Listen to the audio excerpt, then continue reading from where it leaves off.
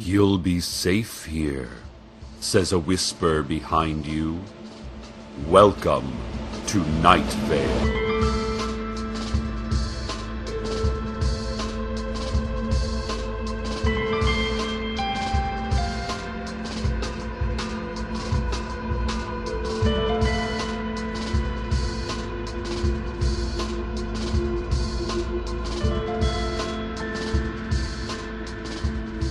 Listeners, today begins Night Vale Poetry Week, one of our most sacred town traditions.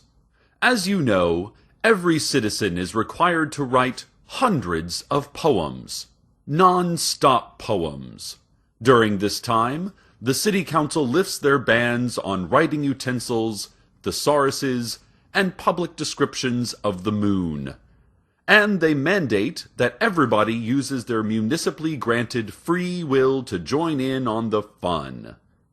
Last year, over 800,000 poems were written by Night Vale residents and then eaten during the Poetry Week's closing ceremonies by real, live librarians, who were chained to thick titanium posts inside double-locked steel cages. Honestly, listeners, I don't think it's a good idea to ever have librarians out in public, no matter how secure the posts or cages are. I know there were no serious injuries last year, but some of you older listeners may remember what happened in 1993, when an unchecked librarian population resulted in the loss of many innocent and screaming book lovers. But that was 20 years ago. Let's not dwell on our corpse-strewn past. Let's celebrate our corpse-strewn future. On the show today, we'll be featuring some poems sent in by listeners from all over Night Vale. We'll start with this one. Last night, Night Vale's poet laureate, Trility Wade, with clenched teeth and frightened eyes, delivered the opening stanzas for the Poetry Week festivities. Here is what she read. I fell in love with a hooded figure who tied my tongue with an ink ligature and silently urged I write this poem. Please believe me, I wasn't forced, through bone telepathy or the code of Morse, to pen this uncoded, unsubversive gem. On the desert farms, the ghost-eyed maidens make the cheese, while a maelstrom of thick milk falls with ease. Our punishment? Hot-blooded, clotted cream. The days here pass like cancerous sunspots, and black metal trees can't compare to car lots. You are in Night Vale. Welcome. Wade capped off her reading by screaming, "It is lies! It is lies!" before separating into minute white particles and fluttering away on a swirling breeze.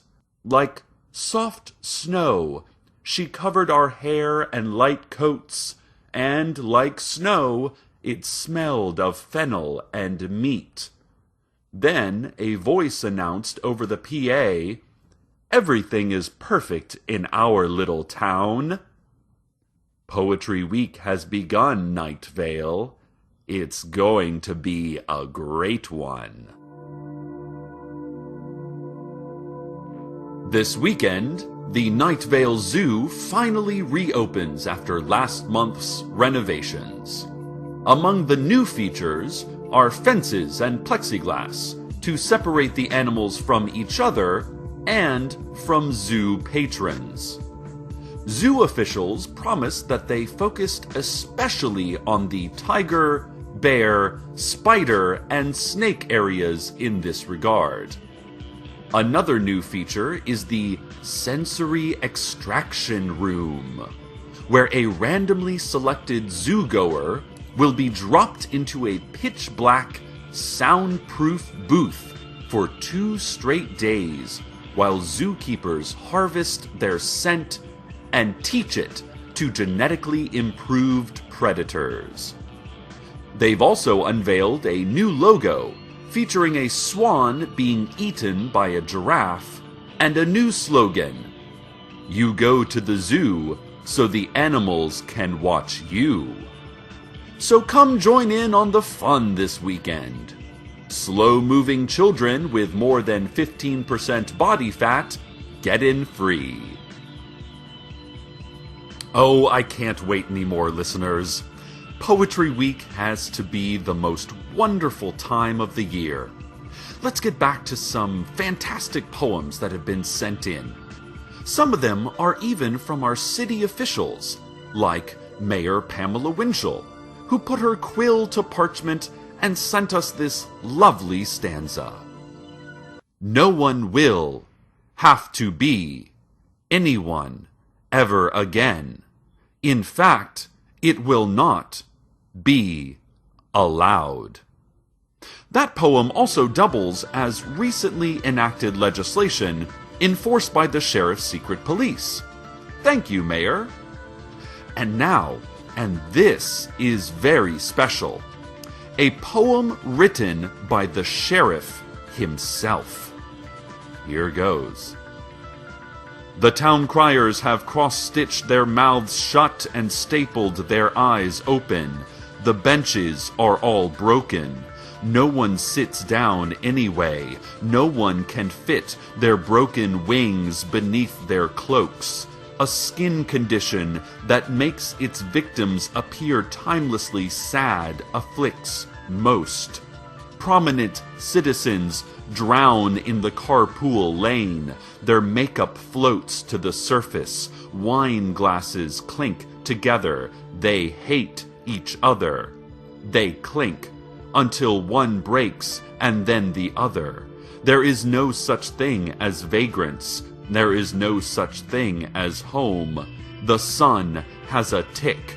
No one can afford flowers, but the children stand very still in the garden until the cold snap cracks. Very pretty. Thank you, Sheriff.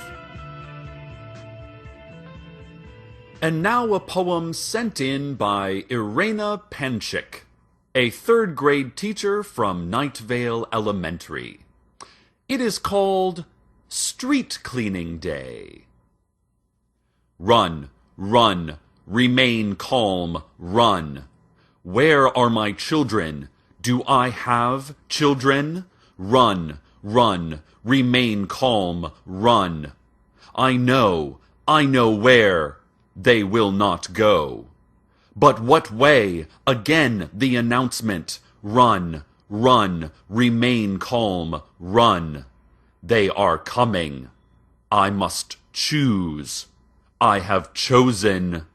Save myself.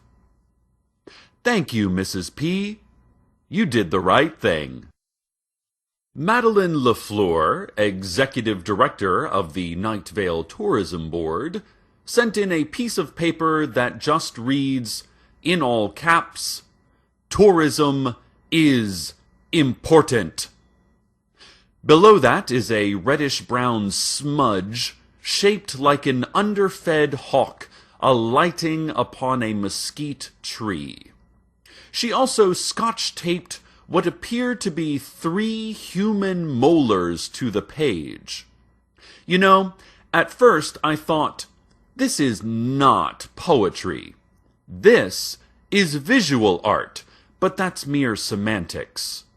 We are all poetry, Night Vale. Every breath or branch or sigh before another hopeless night of uneasy slumber is itself a verse in a great poem. Oh, here's a question, listeners.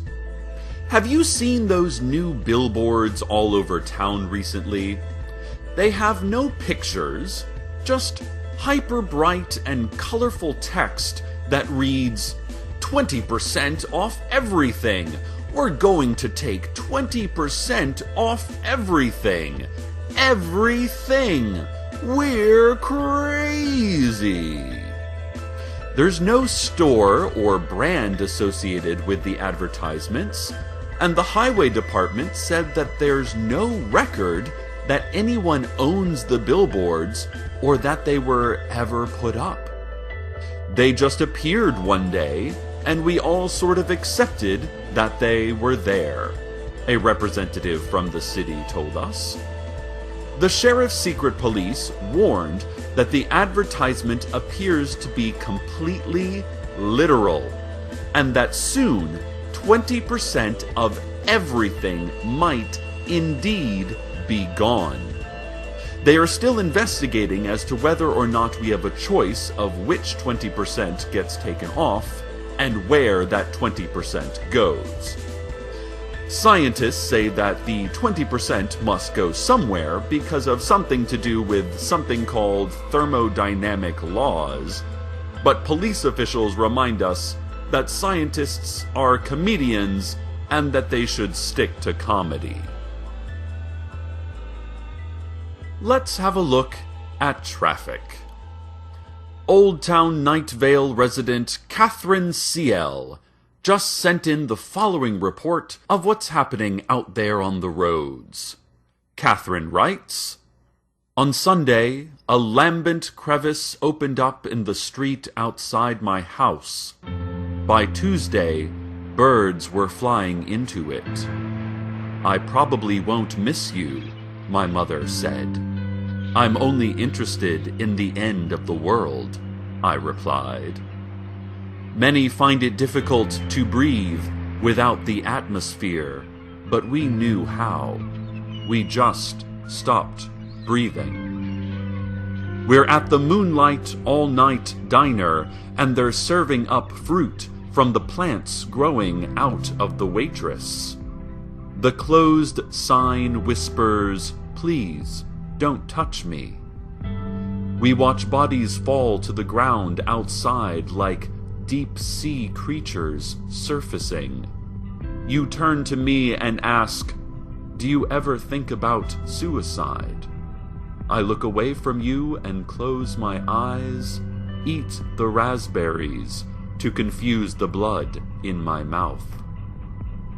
Now you're in the only car in the parking lot at midnight, and you're watching me throw stones at the moon, which hangs low in the sky so that he can look into your house. Your sister tried to touch him from her window once, and he flinched.